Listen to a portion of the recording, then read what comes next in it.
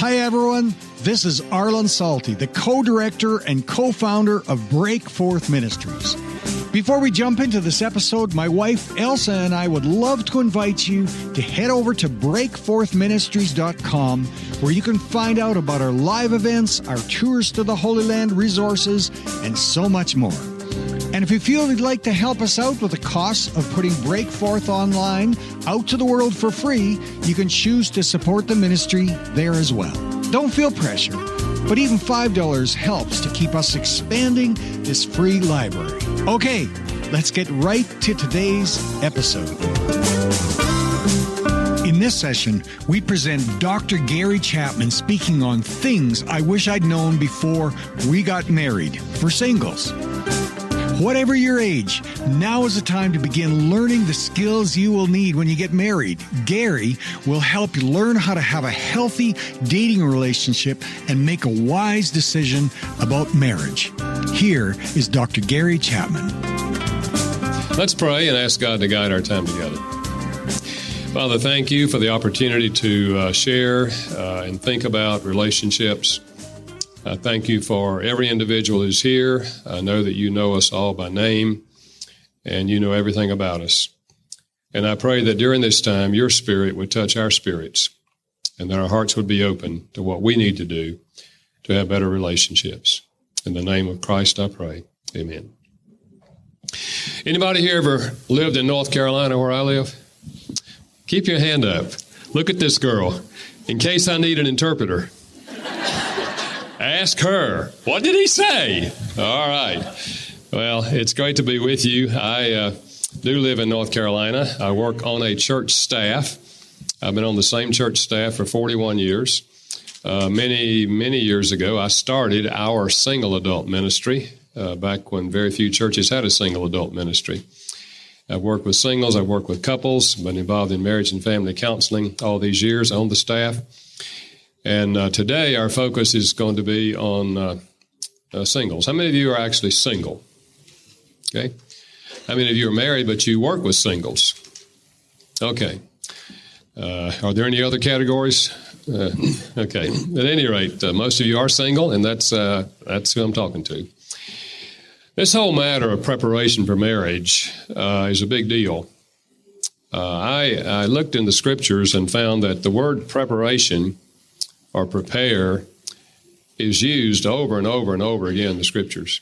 Let me just give you some examples. This is Joshua chapter 1, verse 10. Joshua commanded the officers of the people, saying, "Pass through the host and command the people, saying, prepare food supplies, for within 3 days you shall pass over this Jordan and go in to possess the land which the Lord your God gives you." I wonder what would have happened if they hadn't prepared food. He said, get ready. There's going to be a journey. Get your food ready. First Chronicles chapter 22 says David prepared for the building of the temple. He didn't build the temple. Remember, his son built the temple, but David prepared for the temple. He collected all the things that were going to be necessary. Second Chronicles 12:14. Rehoboam did what was evil because he prepared not his heart to seek the Lord. There's an example of someone who did not prepare his heart to seek God. The Levites were told over and over again to prepare for the various offerings and the various sacrifices. And Proverbs chapter 30, verse 25 says, the ants are a people not strong, but they prepare their food in the summer. So over and over again, in all settings, there's a big push on the preparation. So obviously, when you come to something as big as marriage, we ought to be doing some preparation for it. I believe that the decision to marry is one of the biggest decisions you'll ever make in your life, and it will have one of the most profound influences on you of any other decision you make. Who you marry and what you do in your relationship will profoundly affect how you invest your life. Now, what I want to suggest to you up front is that the time to prepare for marriage is not after you get engaged. Most of what the churches are doing, both in Canada and the U.S., Most pastors, maybe not most, but many pastors do require premarital counseling before they marry someone. And that's wonderful. I mean, I applaud that.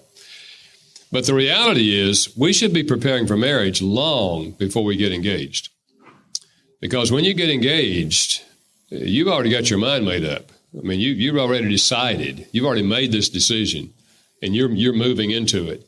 And many times, couples, when they get to that point, are so living in such a euphoric state that they don't even hear what the pastor's saying. So what I'm going to suggest to you is that wherever you are now is the time for you to start preparing. You may not even be in a dating relationship, but if you ever hope to get married, now is the time you should begin preparing for getting married. So I want to, let me just give you the background. So I've been for 35 years, I've been counseling married couples and listening to all their struggles and all their pains and helping people work through marriage problems. And I really believe that many of them could have avoided a lot of the problems they encountered if they had prepared better for marriage. You know, we do a better job typically of preparing for our vocation than we do preparing for our marriage. That is, many people will spend 4 years in college and then spend a couple of years in grad school getting ready for a vocation and spend almost no time getting ready for their marriage. And maybe that's why people are more successful in their vocations than they are in their marriages. So what we're talking about is extremely important.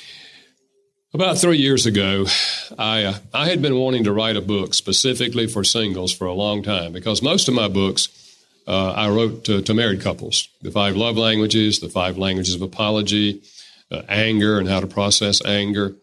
But I've been wanting to write a book for singles, but I knew in my heart that most single adults are not going to read a heavy academic book on marriage. It doesn't matter how great the author thinks it is, they're not going to read it. So I said to God, how can I write a book that singles will read and will give them practical help? And as soon as I prayed that prayer, the answer came in my heart. Why don't you do what you've always done? Write out of the overflow of your own life and out of the overflow of all the people you counseled through the years. So I did, and I gave it the title, Things I Wish I'd Known Before We Got Married.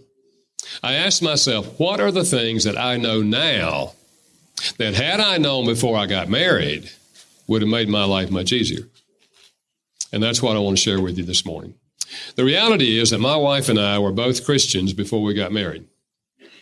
We prayed about getting married. We believed it was God's will for us to marry. Besides that, we were in love. But 6 months after we were married, I was more miserable than I had been my whole life. And so was she.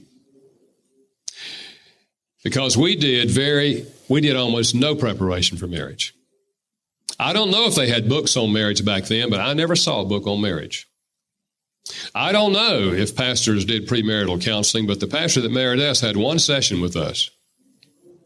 And I don't remember a thing he said. So we didn't have any preparation. We were in love. We were Christians. We believed it was God's will for us to get married. And I figured everything was going to go wonderful. But everything didn't go wonderful. And we struggled for a long time. And that's probably why I have so much empathy for married couples who are struggling. Because I know what it is to be married and thinking in your mind, I've married the wrong person. Because if I'd married the right person, surely it would not be this hard. So I have a lot of empathy, and that I think God has used. I think my pain God has used in helping me help other couples through the years. Because when they sit there and tell me how miserable they are, I can identify with that. I understand that. But I believe that if we had had some help before marriage, if we had learned some things before marriage, I believe it would have made our marriage much easier. Yeah, if you're coming in, just continue to come in. There's still a number of chairs here, so you don't have to stand. If you'll just walk down the aisle and look for them. There's a number of them right in this area over here. 2 right here. So, yeah, just keep coming in, walk toward the front, look for chairs, and be kind to let the people in, okay? Very good. All right, so let me share some of them with you. Number one, I wish I'd known that being in love is not an adequate foundation for a successful marriage. I really felt like that, love was going to carry us through. I remember when I went to my mother years ago and I said, Mom, how do you know when you're really in love? And my mother said what many mothers have said through the years. She said, son, if it's real, you'll know it. Now, I like my mother, but that didn't help me. But this in-love experience is a very common thing. Everybody eventually, well, I shouldn't say everybody, almost everybody eventually will fall in love. The way it starts is with a little tingle. There's a little love alert system in all of us. It's similar to a smoke alarm. And when you meet certain people, there's something about the way they look, about the way they talk, about the way they emote that gives you a little tingle inside. In fact, it's the tingles that actually motivate you to go out and have a dinner together. And maybe you've discovered that you can lose the tingles on the first date. You find out something about them that you can't tolerate, and the next time they call you for dinner, you're not hungry. And that relationship never gets off the ground. But other relationships, every time you go out to eat, it gets tinglier and tinglier and tinglier. And one night, here's what happens. One of you will say something like this. You know, I think I could love you. We're testing the waters to see if they feel what we feel. And if they give you a positive response, such as, what would be so bad about that?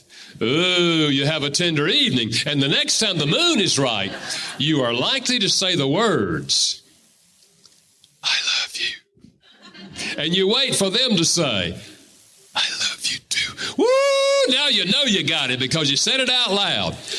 And from that moment on, you literally get obsessed with each other. You can't get them off your mind. You go to bed thinking about them. You wake up thinking about them. All day long you think about them. They are the most wonderful person you have ever met in your life. Now, your mother can see their flaws, but you can't. Your mother will say, honey, have you considered they haven't had a steady job in 5 years? And you will say, Mama, give them a break. They're just waiting for the right opportunity. Now, I am not opposed to falling in love. I think it's a wonderful experience. But in describing it, the best way I know to describe it is to say it is an emotional obsession. I mean, you literally get obsessed with each other. They are the most wonderful person you've ever met. And this has been going on for all of human history. But the reason it's not the foundation for marriage is it's temporary. And nobody told me that. Nobody ever told me that. I thought if you've got the real thing, it'll be with you forever. And nobody told me. I know now, Dorothy Tenev, Bridgeport, Connecticut, long-term study on the in-love experience. And she found out that the average lifespan of the obsession is 2 years. Some a little longer, some a little less, average 2 years, and you will come down off the high. Now, thank God we come down off the high. Because if we didn't, you'd have to close down business, industry, church, education, because you can't get anything done when you're in love. Being in love is next door to being insane. If you're in college and you fall in love, your grades are likely to go down. Got a test on the War of 1812. Who cares about the War of 1812 if you're in love?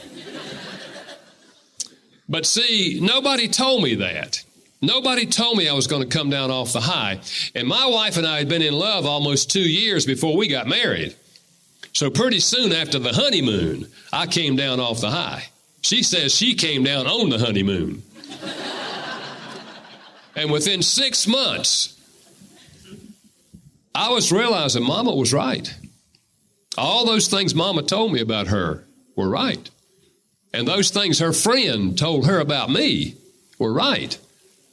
And I saw these things I didn't like about her. And I told her. And she told me. And within a year, we were wondering, why did we get married? I mean, we don't even like each other. Nobody told me that. I was totally disillusioned when I came down off the high. And that's when I started thinking, I've married the wrong person. And at first I was mad at God because I said, look, I prayed and I asked you, please don't let me marry her if she's not the right one, and you let me do it. I was mad at God. I wish somebody had told me that. I wish I had known that what I was going through is what every married couple goes through, but nobody told me that. So I'm telling you, you will come down off the high. You see, here's what happens with singles. Many times you fall in love and you get obsessed with each other and you date each other for 3 years and you come down off the high before you get married. And that's when people typically break up. And they say, well, I don't have the feelings anymore. I lost the feelings. Well, everybody loses the feelings. You either lose them before you get married, or you lose them after you get married. So I wish I had known that the in-love experience is temporary. If I had known it and been expecting it and knew that it was norm, then I would have been able to handle it, I think. Now, closely associated with that is the second one, and that is I wish I'd known that romantic love has 2 stages. It has the euphoric stage, which I've just described, which takes very little effort. But it has a second stage that is much more intentional. That is, you have to choose to love, and you have to learn to love. And that's where my book on the 5 love languages, how many of you read the 5 love languages? Yeah. That's where my book on the 5 love languages comes in. And I have an edition for singles if you haven't discovered that. But when you come down off the high, you're no longer pushed along with your emotions. You have to now learn how to love the other person. I was in the airport in Chicago, actually, some years ago, and I encountered a young lady that I had met before, a number of years before, and started talking with her and found out she was going to the Great Lakes Naval Training Center to visit with her fiance. And she asked me, what are you doing now? And I said, well, I do a lot of marriage seminars. And she said, well, what do you do at marriage seminars? I said, well, I help people work on their marriage. And I could see her eyes were just questioning. And she said, why do you have to work on a marriage if you love each other? And I thought to myself, this poor lady is exactly where I was when I was her age. She has the same thoughts that I had. If you love each other, you don't have to work on it. Surely you don't have to work on it. I'm telling you that love requires work. It requires effort. And many couples do not realize there are 2 stages, and many of them never learn how to express love to each other because they don't understand the love language concept that one person has one language, another person has another language. And I didn't know anything about that in the early years of my marriage, of course. And so what I did was what we do by nature. I spoke my language to my wife. Because my love language is words of affirmation. What makes me feel loved is when my wife or my children or anybody tells me, you did a good job. I really appreciate that. Da-da-da-da-da. That's what makes me feel loved. So that's what I did for my wife. And that's what most people will do. They will speak their own language. So I told her how much I appreciated what she did. I told her how nice she looked. I told her how happy I was that I'd married her. I told her probably a dozen times a day, I love you, honey. I mean, I can't tell you how much I love you. I love you, honey. I'd give her all these words, but that was not her love language. Her love language was acts of service. Do things to help me. Take out the trash, wash the dishes, vacuum the floors, mow the grass, wash the car. And I didn't do anything to help her. I was in grad school. That was my full-time thing. I was in grad school, I didn't do anything to help her. So it was just a matter of time. She said to me one night, you keep on saying, I love you, I love you. If you love me, why don't you help me? And I was blown out of the saddle because in my mind, I was doing the best I could. I thought I was loving her. I thought any woman would be loved if their husband told them all the time, So I wish I'd known that there were 2 stages, and I wish I'd known about the 5 love languages. and that people have different love languages, and that you have to learn to speak the other person's language. But nobody told me that. I had no concept of that. And consequently, as I said, we went downhill in our marriage. A third thing that I wish I'd known is that the old saying, like mother, like daughter, like father, like son, is not a myth. I say to the young lady, if you're dating a guy, spend some time with his father, because in 10 years, he'll be about like his father. And if you're dating a young lady, look at her mother and get around her mother, because in 10 years, she'll be pretty much like her mother. If his father's an alcoholic, there's a good chance in 10 years he'll be an alcoholic. If her mother interrupts her husband when he's telling a story, and she said, "No, honey, it wasn't Thursday night, it was Friday night. No, honey, that wasn't 1973, that was 1974. If she interrupts him when he's telling stories, that's probably what she's going to do. She's going to interrupt you. Now, when I say that, singles will say to me, "Wait a minute, Dr. Chapman, you don't mean I have to turn out to be like my father?" And my answer is no, you don't. But if you're not going to turn out to be like your father, now is the time for you to be working on that. If your father's an alcoholic, you need to study alcoholism, and you need to study stress, and you need to learn how to handle stress without turning to alcohol.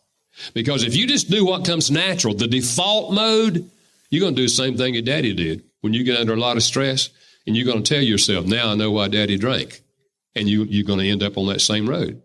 So here's what I suggest. If you're seriously dating somebody, whether you're thinking marriage yet or not, spend some time with their parents and observe how they relate to each other and observe their lifestyle. For example, if his father goes golfing every Saturday, he goes to play golf, it's a pretty good chance in 10 years he'll be golfing every Saturday. So if you don't think you can live with that, you've heard of golf widows, ladies that are married but they feel like a widow because their husband playing golf all the time. So you look at those things and you discuss them beforehand, and you make some decisions beforehand, because I don't mean obviously that every son's going to turn out to be like his father. I don't mean that, nor vice versa. But I do mean that we are greatly influenced by our parents' model. And so discovering that model, here's what I suggest to young men, even if you're not dating, here's what I suggest to you. Make a list of all the things you admire about your father, all of his good traits. Make a list of them, things that you'd really like to emulate. And then make a list of the things that you do not want to emulate, things about your father that you really don't like, and you really don't want to be like that. If your father loses his temper and yells at your mother periodically, you write that down. I don't like that about my father. I don't want to be yelling at my wife 20 years from now. And then whatever the things are on the negative side, you begin working on those things. You begin learning about those things. And the ladies, I suggest you do the same thing about your mother. What are the things I like about my mother? What are the things I'd like to emulate? And what are those things that I don't want to turn out to be like that? That is one thing I don't like about my mother. And begin working on those things. Now's the time to do that. Because if you just ignore all of that, you'll likely drift into similar patterns to what your parents had. The next one is, I wish I'd known how to solve disagreements without arguing. First of all, when I got married, I didn't think we'd have any disagreements. Because when you're in love, you don't have a whole lot of disagreements. And when you're in love, you do almost anything. You know, she wants you to swim the river for her, you swim the river. You climb the mountain. You do whatever, it's just, when you're in love, you can't imagine that you're going to have conflicts. Wherever she wants to go to eat's fine with me, whatever I want to do is fine with her. When you're in love, you're just pushed along by your emotions. But the reality is every couple has conflicts. There are no marriages where people don't have conflicts for one simple reason. We're all human. And humans don't have the same thoughts. And humans don't have the same emotions. And you're going to disagree on a number of issues when you get married. Now, I can't tell you what they are, but there's going to be a whole bunch of them that are going to come through a lifetime simply because you're human. Every couple has conflicts. The tragedy is that many couples don't know how to solve conflicts without arguing. And I didn't. I had no idea how to solve conflicts. So if you don't have any plan for handling conflict, what happens when you have a conflict? Well, first of all, you know that your idea is right. Otherwise, you wouldn't have it. I mean, you wouldn't be thinking that if it weren't right. It's right to you. But your spouse has the same concept, that their idea is the right idea. So what do you do if you have no plan for solving differences? First of all, you explain it to them. But if they don't agree with you, you explain it again. And then if they don't agree with you, you explain it one more time, because you know in your mind that anyone with common sense would know that what you're saying is right. And so what happens is she does the same thing you do, and you end up arguing with each other. And you end up often yelling and screaming and telling people how stupid they are and how could you believe that? And here we are. We were so in love, and here we are now cutting each other down and telling each other how stupid they are, and we end up arguing. And there are couples who spend 30 years arguing with each other. And sometimes one of them will win an argument, and the other will say, okay, you're right. But if you win the argument, they lost. It's no fun to live with a loser. So why would you want to do that? But most people have no plan for solving conflicts. But this is something you can learn wherever you are. Because if you're in college and have a roommate, I can tell you, you're going to have conflicts. If you have parents, I can tell you, you're going to have conflicts with your parents. If you have siblings, I can tell you, you're going to have some conflicts with your siblings. You got plenty of opportunity to practice solving conflicts. Now, I'm not going to go into depth in this because that's a whole topic. But at the very heart of solving conflicts without arguing is learning how to listen empathetically. And most of us don't know how to do that. We've never been trained, and we've never tried it. Most of us listen long enough to get an idea in our own mind, and we come back and we shoot their idea down. In fact, one research project said that the average person will listen to someone talk for 17 seconds before they interrupt and give their idea. You're never going to solve conflicts by interrupting people. We have to learn to listen. And what I encourage couples to do is to take turns listening. Why don't you take 5 minutes, or if you need it, take 10, and share your perspective on this. And I'm going to imagine that I have elephant ears, and I'm going to sit here and I'm going to listen to you. And I'm going to ask you some questions to clarify what you're saying, because I really want to know what your perspective is. I want to hear why you think what you think, and I want to hear how you feel and why you feel that way. And if you take that perspective that you are trying to see the world through their eyes, you're not trying to win an argument here. You're trying to understand how the other person could think what they think and how they could feel what they feel. And if you will try that, it's not that difficult if you focus on doing it. And you hear them out for 5 minutes or 10 minutes, whatever you agree to, then you can honestly say, I think I hear what you're saying. And it makes a lot of sense. And it always makes sense in their head. Given their personality and given the way they are interpreting the situation, it always makes sense in their head. And you can honestly say what you're saying makes a whole lot of sense. Now, let me share my perspective.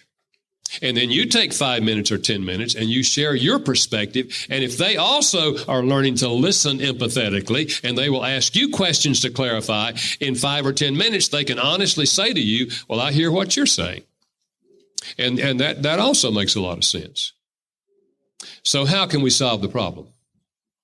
And you spend your energy looking for a solution rather than spending your energy trying to convince them that they're wrong and you're right. And solving conflicts takes you down the road to a good marriage. But when you don't resolve conflicts, and here's what happens with most couples, they don't resolve anything. They argue, but then somebody walks out of the room and they drop it, and that conflict goes under the rug. And you get a lot of conflicts under the rug, and that's when you get the idea we're not compatible. You hear married couples say that. We're not compatible. We shouldn't have gotten married. We're too different. Well, the reality is they're two humans who married each other but never learned how to solve conflicts. So they've got all these unresolved conflicts, which leads them to the conclusion that they're not compatible. The reality is all those conflicts can be resolved if they learn how to resolve conflicts. But as I said, I had no clue on how to resolve conflicts. So we ended up arguing, and we spent a lot of our time arguing. And neither one of us liked it. I mean, nobody likes an argument, and it doesn't lead anywhere good. But again, I wish I had learned that before we got married. And you can learn that. This is a skill you can learn right where you are. I wish I'd known that apologizing is a sign of strength. Dr. Jennifer Thomas and I wrote a book called The 5 Languages of Apology, in which we discovered that people have different ideas about what it means to apologize. And 10% of the population, we discovered, almost never apologizes. And most of them are men. And most of them learned it from their fathers. Their fathers said, real men don't apologize. Now, you know where their fathers got that? John Wayne, that great theologian. And there are others of us, like myself, my father never told me that. But I never saw my father apologize. I had no model of apology. I remember as a kid, I would be in the back seat of the car, and my mother and father would be in the front seat, and my father was driving, and they would discuss something, and my father would get upset with my mother, and he would give her some harsh words driving down the road. And I'm in the back seat as a kid just cringing when I hear my father talking to my mother like that. My mother never responded.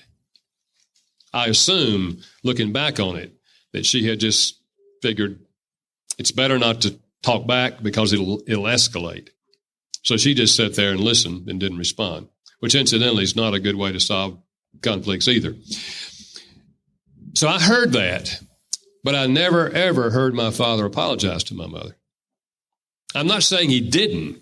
Maybe he did in private, but I never heard him apologize. So I came into marriage with no model of apology. It just wasn't a part of who I am. And yet, because I'm human, I did things that hurt my wife. I treated her unkindly. I said unkind things to her. But it wasn't natural for me to apologize because I never learned how to apologize. The reality is you will never have successful relationships without learning to apologize. For one simple reason. All of us are sinners. And all of us sin. There are no perfect husbands, and there are no perfect wives. And if we don't learn to apologize in a marriage, we will never have a successful marriage. We can stay together, but it won't be a successful marriage. There'll be a barrier between us. Because you see, when I treat my wife unkindly, whether it's verbally or otherwise, it puts a block in a wall between the two of us. And if I don't deal with that block, the passing of time will not remove the block. It'll stay there. And then there's another failure and another block, and then another block. And a lot of married couples have a long wall, high and thick, between the two of them, on both sides. He has failed her, she has failed him, and they have these parallel walls. And it's hard to talk through a wall. So a lot of married couples live in the same house and try to be civil. It's like they're roommates in the same house. They don't have a successful marriage. The only way to have a successful marriage is to tear down the wall and then learn how to apologize. And what we discovered is that people do have different ideas of what it means to apologize. And they typically learn those ideas from their parents. If little Johnny pushes his sister down the stairs and his mother says, "Johnny, don't do that to sister. Go tell her you're sorry," he will go say to his sister, "I'm sorry," even if he's not. "I'm sorry." He's 32 now. He's married. If he offends his wife, what will he say? "I'm sorry." That's what he thinks an apology is. But she grew up with different parents, and she may have a different idea. So when he says, "I'm sorry," she may well be thinking, "You certainly are. Is there anything else you'd like to say?" She's waiting for him to say, "I was wrong, honey. I should not have done that." Never crossed his mind to say I was wrong. He said, "I'm sorry." That's what apology is to him. So you have to learn that people have different ideas of apology, and you can find this easily in a dating relationship. You can find this actually in other relationships, and discover what they consider to be an apology and learn how to express that apology in a language that will be meaningful to them. It's very similar to the love language concept. We have to learn the other person's love language. We have to learn the other person's apology language so that we can do it effectively. But I wish I'd known that. I had no clue of that. I wish I'd known that forgiving is not a feeling. Forgiveness is not a feeling. See, my wife would apologize to me, and I would tell her that I forgave her. But I would live with the pain and the hurt for weeks. And I would remember what she said. And the words would come back, and I would hurt again over the words. And I was troubled in my own heart as a Christian because I thought, I thought I forgave her, but apparently I didn't, because I've still got it in my mind and I'm still having all these emotions. And I didn't realize that forgiveness does not destroy the memory, and forgiveness does not remove emotions.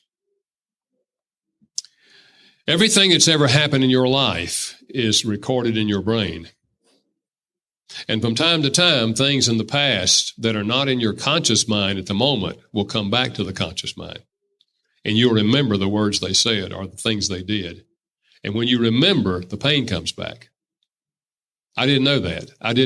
And so I was condemning myself for not having forgiven her. I was feeling, well, I'm not where I should be. I shouldn't be feeling this again. Well, the reality is that forgiveness is not a feeling. Forgiveness is a choice. It's a choice to lift the penalty and pardon you for what you did. I'm no longer going to demand that you serve 10 years in prison for what you did to me. I'm no longer going to make you suffer for what you did to me. Forgiveness is a choice to lift the barrier, remove the barrier, and let you into my life again so that we can go on building this relationship. It's a decision to pardon the person. It does not remove the memory, and it does not remove the emotions. I wish I'd known that. It would have saved me a lot of internal struggle if I had understood that forgiveness is not a feeling. Then I wish I'd known that toilets are not self-cleaning. 6 weeks into our marriage, I said to my wife, "Honey, the toilet's dirty." And she said, "I know. I was wondering when you're going to clean it." And I said, I don't know how to clean toilets. And she said, "I can teach you." You see, I grew up in a house where the toilet was always clean. But I don't know who cleaned it. I don't know if my father cleaned it or my mother cleaned it. I don't remember ever seeing either one of them clean it, but it was always clean. But I went into marriage with the idea that my wife would clean the toilet. But apparently she went into marriage with the idea that I would clean the toilet. So we had a dirty toilet. Now, what I'm saying in that chapter is not simply toilets. What I'm talking about is deciding before you get married who will do what. And it would be good to do this little exercise now. Even if you're not dating, you can do this. Make a list of all the things that you think will have to be done once you get married. For example, somebody will have to buy food, somebody have to cook food, somebody have to wash dishes, somebody have to vacuum floors, somebody have to clean the toilet, somebody have to get the white spots off the mirror, somebody have to walk the dog if you have one, somebody have to mow the grass perhaps, someone have to clean the car. I mean, just list all the things that you can think about that would have to be done when you get married. And then sit down and put your initials by the ones you think you will do. And then if you're in a serious dating relationship, the other person does the same thing, and they put their initials by the ones they think they will do, and they put your initials by the ones they think you will do. And then in a dating relationship, you pull together and look at that, and maybe you agreed on half of them, or maybe even 2/3 of them. But on the other third, he thought you were going to do it, and you thought he was going to do it. Now's the time to negotiate that, not after you get married. You negotiate that now. Who will clean the toilets? And it doesn't mean that you're locked into that forever, but it does mean you go into marriage on the same page. See, my wife agreed before we got married, for example, that she would keep the books, that she would make the payments every month and balance the checkbook. And we agreed on that. There's a whole lot of other things we didn't agree on, like the toilet, but we had agreed on that. But 6 months into our marriage, she said to me one day, "Honey, would you mind doing this?" And I said, "Well, I could. Yeah, I don't mind." And I said, "Why?" She said, "It hurts my stomach." You see, I was in grad school and we had almost no money. And she was trying to decide every month, well, how much do I pay on this bill and this bill? And it was hurting her stomach. And before long, she had stomach ulcers. It's pretty bad to be married. In the first year, you have stomach ulcers, you know. So what I'm saying is, even before you're in a serious relationship, you can still do this so that you have in your mind already very clearly the things you think you'll do and the things you think your spouse will do. And then when you get around to getting serious in a relationship, you can negotiate those things. But the time to negotiate them is before you get married, not after you get married. Then, I wish I'd known that we needed a plan for handling our money. We didn't have any plan. Of course, we didn't have any money either. First 3 years. So it wasn't really much of a problem first 3 years because all the money we had just went to pay the electric and, all that stuff. But once we began to make money, it became a problem because we didn't have a plan. There was one thing we agreed on, and it was not a problem for us in this area, and that was we had both agreed to give 10% to God. I mean, I did that for years as a single, and my wife did that as a single. So we didn't have any problem with that. We both agreed we'd give 10% of whatever we had to God. But the rest of it is where the disagreements came. Really, there's only 3 things you can do with money. You can give it away, you can save it, or you can spend it. That's all you can do with money. So the plan ought to involve how much are we going to give away, how much are we going to save, and then how we're going to spend the rest of it. And typically, it's how we're going to spend the rest of it where you get into more conflicts. And I suggest to couples, I suggest to singles, where you are, that you should have a budget. You should have a budget. And if whatever monies you have and whatever expenses you have, you ought to take some time to lay it out on how you're using that. What percentage you're giving to God, what percentage you're saving, and how you spend the rest of it. What is it going for?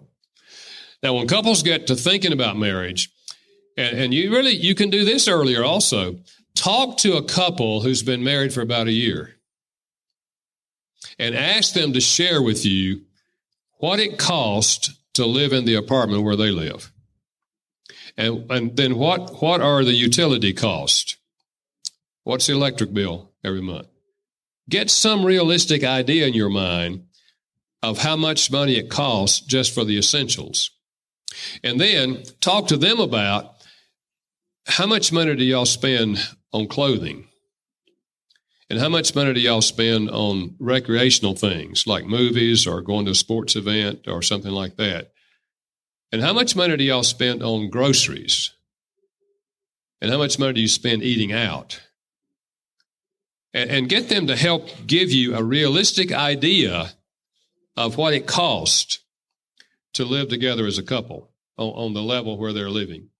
And what you might discover as a couple, that you can't realistically live the way they're living, because you're not going to be making that much money the first year of your marriage. So you might have to decide you're going to have to live in a basement apartment rather than in a real apartment. And you may have to decide, we can't eat out. We're going to have to do hot dogs and hamburgers. We can't eat out for the first year until I get out of grad school or whatever. But what I'm saying is, as singles, we can learn a lot about money management, and we can begin to have a plan for our own. But then when you get serious about relationship in a marriage, you have to blend those two plans. And often what happens is you have a spender who marries a saver. And the saver wants to save 10% or whatever, and the spender doesn't have any savings. They spend everything they get. And then there's a whole thing about debt.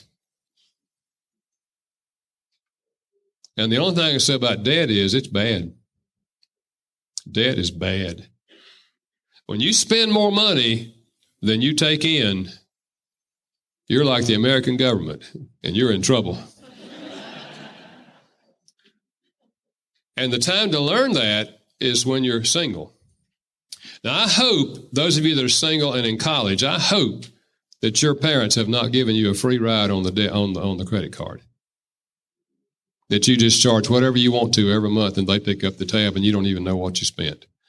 I hope that's not the case, because if that's the case, they're setting you up for trouble in this area when you get married. Because it doesn't work that way. Nobody's going to pick up the tab on your credit card and pay it for you after your parents turn you loose. And that's a bad habit to get into when you're single.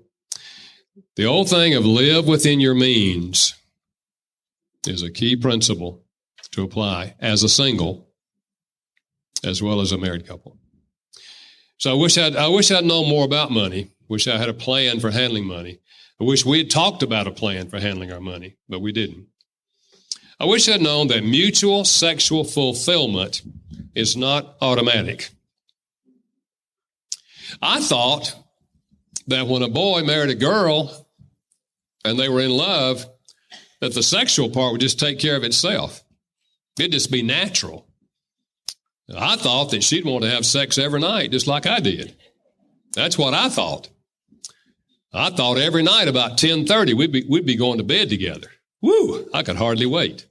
Every night. But I found out that she had a different idea about that. And that mutual sexual fulfillment, which is what God designed, is something that takes time. Ever wonder why God said to ancient Israel, when a man gets married, he shall not go to war for 1 year, and he shall not do any business for 1 year, but he shall learn to pleasure his wife. No war and no work. Take a year for your honeymoon. And to be very honest with you, not many married couples find mutual sexual fulfillment in less than a year. It takes time to learn how to pleasure each other. I wish I'd known that, because I thought we were abnormal. But the reality is it takes time, because males and females are extremely different when it comes to sexuality. So somewhere along the line, I hope you're learning, if you're a male, I hope you're learning about female sexuality. And if you're a female, I hope you're learning about male sexuality. And people have said to me, Gary, why do you think God made us so different? And the only reason I can figure is that God intended sex to be an act of love in which each of you were looking out for the other's interest. And if we don't make it an act of love, if we just focus on our own pleasure, we may never find mutual sexual fulfillment. And you may know that this is an area where many couples end up going for counseling because they can't get it together. But he made us different so that if we don't make it an act of love, it won't work. But if we come with the attitude of, honey, I want to learn how to pleasure you, then we make it an act of love and we find mutual sexual fulfillment because we do learn how to bring each other pleasure. And this is an important part of marriage. I wish I'd known that I was marrying into a family. I didn't have that idea. My wife and I got married, and 2 weeks later, we moved 1,200 miles away. I thought it was going to be like that forever, just the two of us. Go out in the prairie and set up a little house, and just the two of us. Happy forever. But the reality is that she had a mother. Now, in my case, she did not have a father. Her father had died. I knew her father earlier, but I never really got close to her father. But she had a whole bunch of brothers. She had a sister. She came from a family of 10.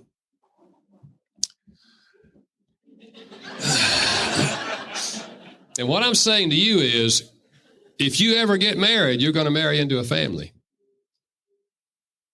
And she'll have a mother and a father. She might have a stepmother and a stepfather.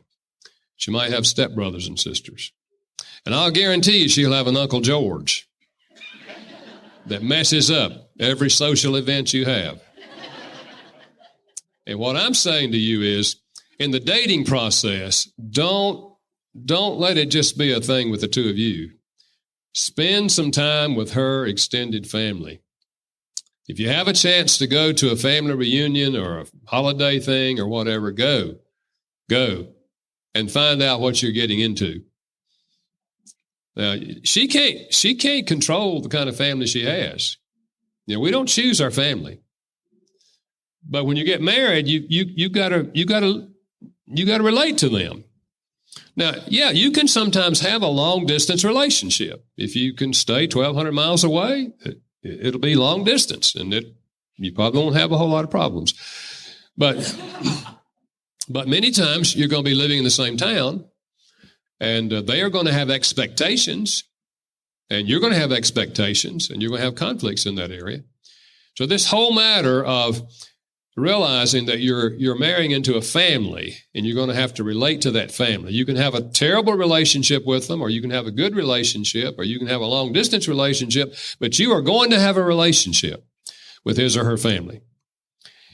And I just wish I'd have spent a little more time getting to know her family and not discovering all of that after I got married. And then I wish I'd known that spirituality is not to be equated with going to church. You know, if one of the singles in our church comes to me and says, tells me that they're thinking about getting engaged, one of the things I will say to them, I'm just talking about informal conversation, I'll just say, well, are they a Christian? And often they will say something like, oh, yeah, he goes to St. Mark's. And I'm thinking, this is not good. He goes to St. Mark's. See, there's all kind of Christians. Are they a Christian doesn't give you much information. There are Sunday morning Christians, and there are daily devotional Christians. And those two people are very different. So, when you get into a dating relationship, don't ignore the spiritual dimension of the relationship. Because if you're not close enough together spiritually, I can tell you this is going to be a huge area of conflict. Because spirituality impacts all the rest of life, and especially Christianity. If you have a vital relationship with Christ, it affects everything. It affects your attitude toward money. It affects your attitude toward sex. It affects everything. And that's why it's so important that we're on the same page spiritually. I remember my daughter, who didn't get married until she was 31, My son didn't get married till he was 34. People would ask him, when are you going to get married? And he said, when you grow up in the home of a marriage counselor, you're very careful.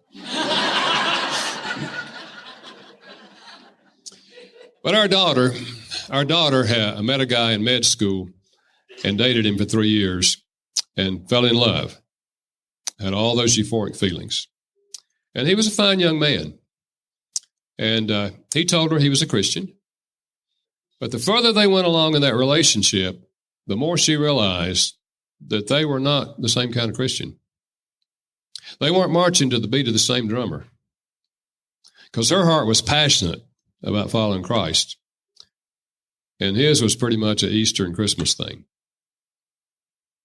Remember the day she called home and she said to her mother, Mom, could you possibly get your friend, one of your friends that has a place down at the beach, could you possibly get me a place to go this weekend? I need to get away because I have just made the hardest decision of my life. And her mother said, what's that, honey? And she said, I broke up with my boyfriend. Because I just realized that we're not marching to the beat of the same drummer. And I've seen no movement spiritually in him while we've been dating. And I just need to get away because I'm hurting. So my wife got her a place and she went to the beach. Well, the next morning she got up and she walked out on the balcony of this condominium and looked down on the sand on the beach. And someone had been out early that morning and had written in the sand, Isaiah 41:10. Well, she runs for her Bible.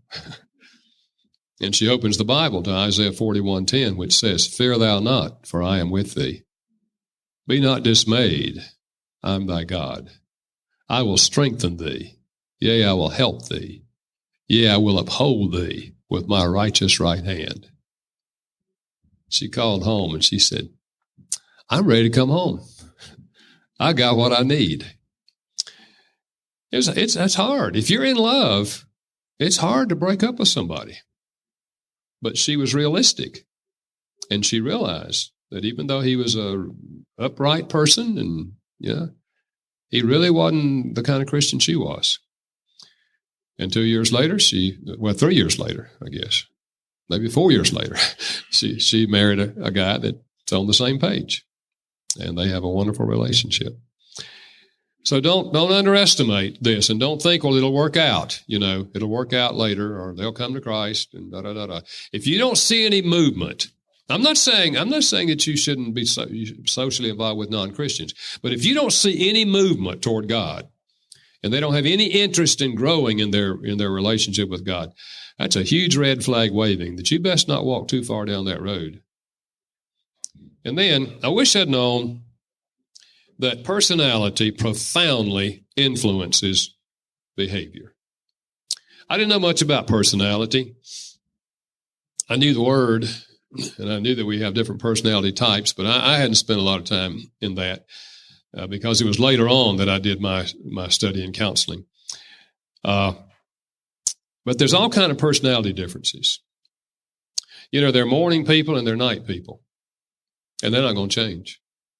See, I dreamed when I got married that we would have, in the morning, we'd have breakfast together, and we'd have devotions together. We'd pray together in the morning.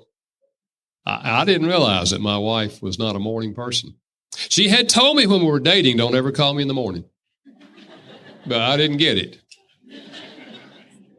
And after I got married, I realized that we're never going to have morning devotions together. This woman doesn't even know who God is in the morning. And then there are people that are very organized, and there are people that are not organized, and they often marry each other. Now, I'm not saying that you have to have the same personality. I'm not saying that. I'm just saying that you ought to explore all these personality differences before you get married so that you know and learn how to relate to each other. Some have a very high level of being a controller. I mean, if they walk into a room like this and they don't like the lighting, they go change the lighting. And they walk into a situation, they see something that needs to be done, they go do it. I mean, and there are other people that would never do that. They're not going to touch something unless somebody asks them to touch something. Well, if you're a controller and the other person, if the other person's a controller, you're going to fight a lot because you're going to go fix it and they're going to fix it after you. So I say take a personality test. If you're in a dating relationship, take a personality. In fact, as a single, you're not even dating. Take a personality test and find out who you are. What are your patterns? And any personality test will give you some picture of what your personality patterns are like. But it's important for you to understand that. Well, all right. God bless you. You're dismissed. Hope you enjoy your next session. Thank you. Thank you. We are so grateful for these great tips that Dr. Gary Chapman shared with us in this session. If you'd like to learn more about Dr. Gary Chapman, please head on over to 5lovelanguages.com. Thank you again for listening. We're adding more and more to this free online library of great sessions all the time. So remember to check back to see all the new content. And also remember, please head on over to breakforthministries.com where you'll learn more about our live events, Breakforth Holy Land tours, and so much more. Okay, we'll catch you again for more sessions at Breakforth Online.